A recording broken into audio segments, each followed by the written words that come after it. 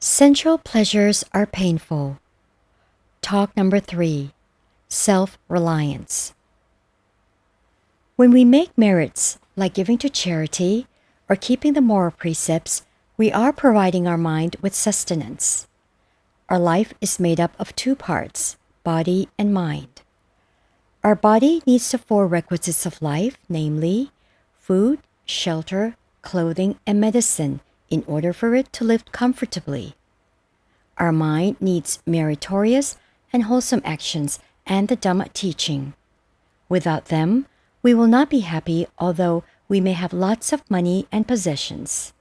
This is because money, possessions, and the 4 requisites of life cannot quell our restlessness, worry, and stress. What we need is the Dhamma teaching of the Buddha to sustain our mind and make it peaceful, happy, and content. This is because the Dhamma can tell us where suffering and happiness are located. If we're not wise, then we are deluded. In this world, there are 2 categories of people, the wise and the deluded. The latter seek after useless things that make them miserable rather than happy.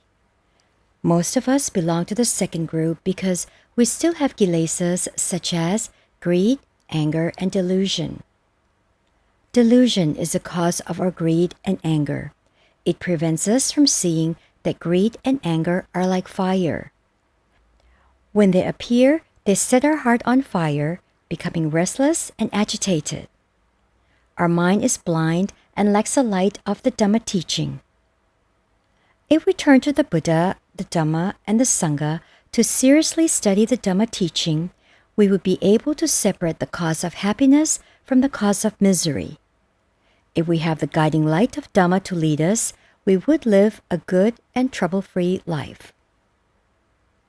The Buddha said that whether we are good or bad, happy or miserable, prospering or not, depends on ourselves.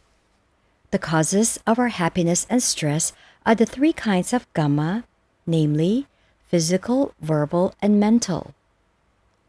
Kamma by itself is neutral. It's neither good nor bad. Good kamma is called kusala kamma, skillful and meritorious. Bad kamma is called akusala kamma, unskillful and demeritorious. These 2 kamma are the primary forces that propel us to go on a certain path, either good or bad. It is like when we come to the Sukhumvit intersection where we can turn left or right. If we turn left, we would go to Sattahip, turn right to Pattaya and Bangkok. Similarly, skillful and meritorious physical, verbal, and mental kamma will lead us to Sukhati, or happy destinations, to rebirth in the human world or in the heavens, to happiness, to Magga, path to the cessation of suffering, Phala, fruition of the 4 transcendent paths, and Nibbana, liberation. Unskillful and demeritorious physical, verbal, and mental kamma will lead us to apayabhumi, state of deprivation, to rebirth in hell, to suffering, difficulties, and hardship. This is the absolute truth. Whether the Buddha teaches it to the world or not, it still is true. It's the law of nature, just like the sun that rises in the east and sets in the west. Whether someone tells us about it or not is not important, because that's the way it is. The same is true with kamma and its consequences, or vipaka, that follow us like our shadow. If we do good kamma, happiness and prosperity will follow. When we die, we will go to heaven, to Nibbana. If we do bad kamma, unskillful and demeritorious actions, we would go to apayabhumi, state of deprivation, such as hell. No one can help us. The only thing that can help us is our physical, verbal, and mental kamma. The Buddha says that we can only rely on ourselves. Attahi attanonato means we are our own refuge, for better or for worse. The Buddha only points the way. If we don't believe him and follow his advice, then it cannot be helped. A Brahmin once queried the Buddha about his teaching people to go to heaven, to Magga, path to the cessation of suffering, Phala, fruition of the four transcendent paths, and Nibbana, liberation. Why then only some of his followers could realize Nibbana while the rest couldn't? In reply, the Buddha asked the Brahmin, why some of the people whom the Brahmin gave direction to go to a certain place never get there. Since the Brahmin knew the way and told them precisely how to get there, how come only some of them made it while the rest didn't? The Brahmin replied that it was beyond his control. He could only give them the direction. Whether they followed his instruction or not was entirely up to them. If they followed what he told them, they would definitely get there. The Buddha replied that it was the same with his teaching. Good Dhamma, heaven, Magga, path to the cessation of suffering, Phala, fruition of the four transcendent paths, and Nibbana, liberation, do exist. He has told them how to get there. Whether they get there or not is entirely up to them. They have to do it themselves. They are their own refuge. The Buddha only points the way. If they follow his instruction, not making any wrong turns, they would definitely get there. The Buddha teaches that Dhamma separates human from animal. It also makes human different from one another. They are tall, short, intelligent, stupid, diligent, lazy, good and bad people. It's because our past Dhammas are not the same. In our past lives, if we did good Dhamma, were diligent and wise, liked to study, liked to listen to the Dhamma, we would possess these qualities in our present existence. If in our past lives we were lazy, hated to go to work, liked to live off others, hated to go to school, didn't pay attention to the teachers, and didn't learn anything new in order to become wiser, we would be like that in this life. Our differences are mostly due to our past Dhamma. We can't change the past, but we can change the present. If we're lazy, we can train ourselves to become diligent.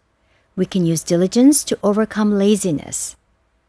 If we're ignorant, we should study hard and associate ourselves with the wise and learned, who are more knowledgeable and wiser. They can teach us and we can learn from them. Don't hang around with the foolish and ignorant. If we do, we wouldn't learn anything from them.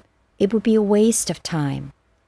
We should instead stick with the good and the wise, who regularly go to the temples to make merits by giving to charity and keep the moral precepts.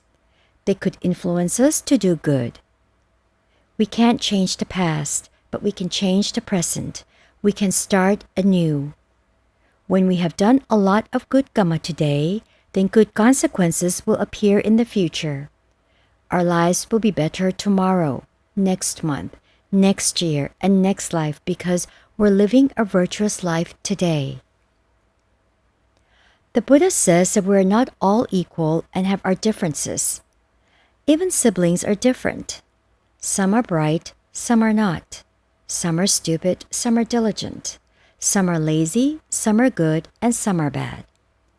The Buddha divides them into three groups, namely, those who are brighter and more virtuous than their parents, those who are the same, and those who are worse.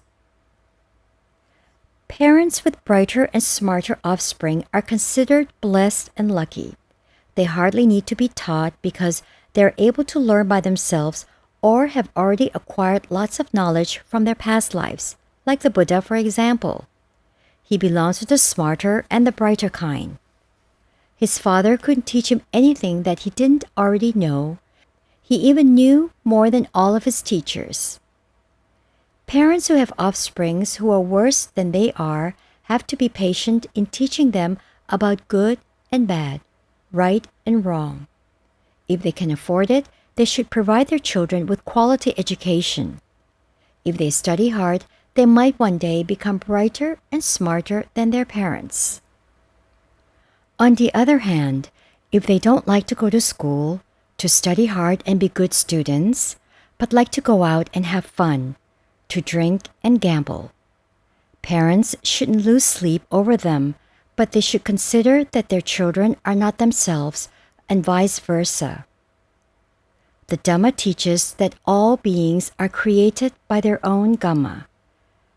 Whatever Dhamma they have committed, good or bad, they themselves would reap the consequences.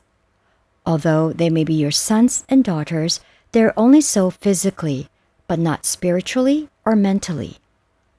Their spirit or mind has their past Dhamma as their real parents.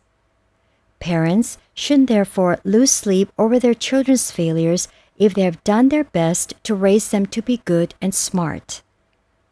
If they insist on going down the road of moral deprivation, then it's not your fault, but the consequence of their past Dhamma. In this regard, it can't be helped. As the Buddha points out, attahi attanonato, we are our own refuge. Therefore, if we wish to live a happy and prosperous existence and avoid all the trials and tribulations of life, we should keep a close watch on our physical, verbal, and mental Dhamma. Make sure they're going in the skillful and meritorious direction. If we don't know what they are, then we should learn from someone who knows, like all the well-learned and well-known Ajahns. Go to them and learn from them. Then we will know how to live a happy and prosperous life. If we're going down the wrong path, we must resist it with all our might. For example, if we like to go out and drink, to gamble, to cheat, to lie, to steal, to kill animals like hunting and fishing, then we must put a stop to all of them. If we have friends who like doing these things, we should avoid them. Don't socialize with them because they would only drag us down. We should therefore consider attahi attanonato. We are our own refuge as our guiding principle and put our physical, verbal, and mental Dhamma into good use in order for us to subsequently reap their good consequences.